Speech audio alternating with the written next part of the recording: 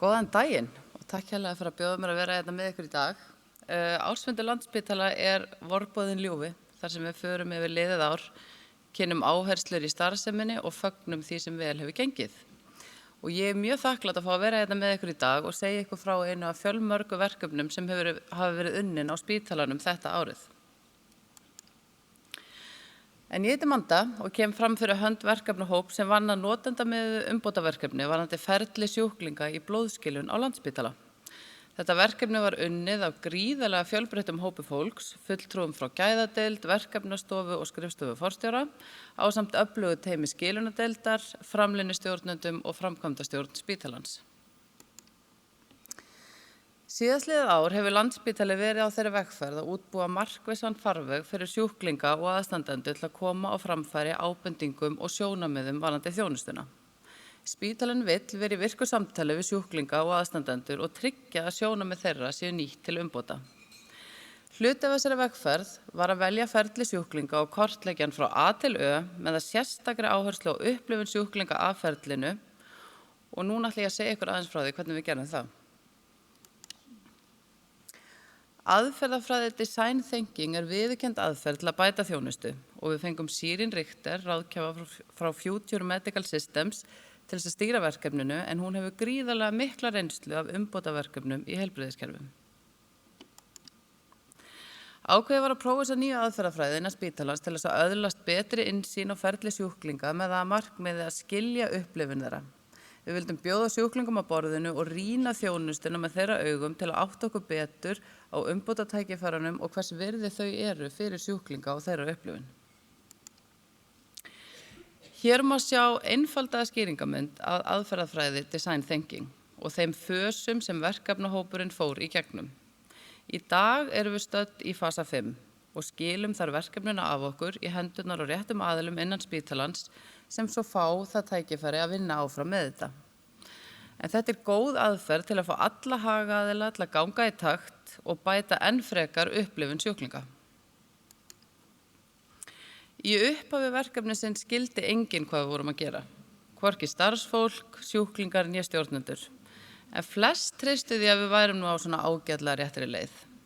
Við ákváðum að þurrka út allar fyrirfram gefnar hugmyndir og ekki gefa okkur neitt og gerðu því það sem þurfti til þess að geta sett okkur í spor sjúklinga, aðstandenda og starfsfólks. Og við lögðum að stað í þessa vegferð að kynna okkur viðfangsefnið frá öllum hliðum. Já, við vorum skrítin stærð, líklega ykkur sem hefur þóttu vera mjög einkennileg að hafa okkur þarna inn á skilunadeildinni, en við vorum mætt eldsnemma á eina morgunvakt og fengum svo að fylgjast með starfsfólki og sjúklingum á deildinni. Og þarna fengum við aðstæðurnar sem sjúklingar og starfsfólk lifa í beint í æð og erum mjög þakklátt fyrir móttökurnar sem við fengum. Við skynjuðum mikla umhyggju fyrir sjúklingum og gríðarlega mikla fagmennsku í vinnubröðum, enda alveg sérstaklega sérhæfð þjónusta sem þarna veitt. Þetta mjög áhugaverð starfsemi og sérhæfð þjónusta en greinilegt að húsnæðið fyrir löngu hætt að henda starfseminni og þessum fjölda sjúklinga og deildarumhverfi orðið hálflúið og aðþrengt. Annar liður í verkefninu var að tala við fólk og við töluðum við 6 sjúklinga. Nýrnafélagi vann mikið með okkur í þessu og var gríðarlega hjálplegt, auglýsti verkefnið og fann þannig fyrir okkur fólk sem hafði áhuga á að taka þátt í þessu verkefni með okkur. Við fórum saman 2 og 2 heim til sjúklingana þar sem þau tóku mót okkur og við ræddum við þau oft í 1 til 2 klukkustundir og kynntumst öllum hliðum og það var virkilega lærdómsríkt að vera einmitt í þeirra nærumhverfi og sjá hvaða áhrif veikindi hafa á fólk. En við töluðum líka við heilbrigðisstarfsfólk, við töluðum við 6 starfsmenn sem vinna á skilun, hjúkrunarfræðinga, lækna, næringafræðinga og aðstofafólk. Við tókum margar klukkustundar löngu viðtöl, fengum ítarlegar upplýsingar allt viðkemur starfseminni og meðferðinni á deildinni. Starfsfólki tók okkur mjög vel og virtist njóta þess að fá tíma til að deila með okkur ástríðu sinni fyrir starfinu. En hvernig unnum við svo með sögurnar? Þetta svona sýnishorn af bæði tölvuvinninu, herbygginu sem við læstum okkur inn í með öllum post-it-smiðunum okkar og svo þessum fræga mútmæli sem sýnir líðan svona verkefnahópa sem fara í gegnum svona vinnu. Við tókum ekki mikið mark á hann til að byrja með, heldum við verðum geggja hress allan tíman, en við fórum saman hópurinn í gegnum hinnar ýmsu hæðir og lagðir. Við þurftum að taka svo töku 2 og þurftum að kalla aftur til fullt af heilbrigðisstarfsfólki og sjúklingum og aðstandendum og fulltrúum sjúklingasamtaka þegar við vorum komið með svona hugmyndaferlinu til þess að rýna það nákvæmlega. Það vöknuðu margar spurningar í upphaflegri svona atrennu og þarna var farið aftur í gæðaferli að segja ok, þetta rétt, hvar vantar púsl, og það voru margir sem komu til okkar. En það var svo heitt inn í þessu herbergi, við kölluðum þetta the sauna room. Upp úr gögnunum unnum við svo upp þennan feril sem sýnir sjónrænt ferli sjúklinga með lokastigs nýrnabilun á Landspítala. Þessi ferill gróf mynd af því hvað sjúklingur með lokastigs nýrnabilun gengur í gegnum á ferlinu. Ferlið sjálft var unnið á töluvert nákvæmari hátt og kortlögð töluvert fleiri lykilaugnablik en hægt að kynna sér nákvæmari feril hér á plaggötunum fyrir framan salinn ef þið hafa áhuga á því. Þegar tíminn sem sjúklingar eyða á skilunadeildinni tekinn saman, þá eyða sjúklingar 78 til 98 vinnudögum á ári í skilunameðferð á Landspítala. Það var því ákveðið að fókusa aðalega á ferli sjúklinga í blóðskilun á Landspítala og hér sjáum við nánari mynd af henni eilífur hringrás skilunar og þau lykilaugnablik sem hafa áhrif á upplifun sjúklinga í þeirri meðferð.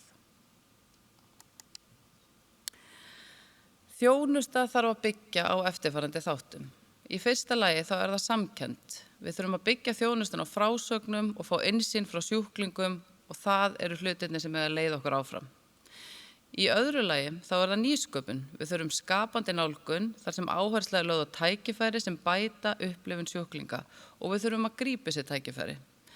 Í þriðja lagi þá þurfa árangursvísar að vísa leiðina að bestu lausnunum. Skilningur og árangri þarf líka að vera svo sami hjá heilbrigðisstarfsfólki, sjúklingum og aðstandendum. Upp úr allri þessari vinnu þá komu fram 5 leiðarljós sem spítalinn þarf að hafa í huga þegar þjónusta við sjúklinga í blóðskilun þróuð áfram. Leiðarljós 1. Að gera biðina bærilegri. Ég þarf stundum að sitja í skilunarstólnum í 30 mínútur og bíða eftir að vera tengdur. Mér líður alltaf eins og ég sé að bíða eftir einhverju. Þarna tökum við upp tækifæri í ferlinu. Hvernig getum við fækkað þeim stöðum þar sem sjúklingar þurfa að bíða fyrir og eftir skilunameðferð eða tryggt að biðstofan sé hluti af jákvæðri upplifun sjúklinga. Leiðarljós 2 var bætt upplýsingagjöf til sjúklinga. Heilinn í mér var í algjöru þoku því nýrun virkuðu svo illa að ég átti erfitt með að meðtaka nýjar upplýsingar. Þarna komum við með tækifæri. Hvernig getum við bókað viðtalstíma sem hentar sjúklingum þegar að sjúklingar geta hugsað skýrt eða haft með sér aðstandanda og við getum tryggt næði fyrir erfið samtöl. Við þurfum að geta líka metið að markvist hvort sjúklingur geti yfir höfuð nýtt sér viðtal á þeim tíma sem hann fær bókað viðtalstíma. Leiðarljós 3. Að skapa griðastað. Ég siti í þessu mjög svo óþægilega stól, alltaf kalt en samt sveitt út af efninu og svo ekkert næði. Ég sé bara allt. Einu sinni fekk sjúklingur hjartaáfall. Ég var föst í nýrnaskilun þannig ég var vitni að öllu. Það var hræðilegt. Hvernig getum við bætt næði fyrir sjúklinga sem ganga í gegnum erfiðleika í meðferð og fyrir aðra sem verða vitni að þeim?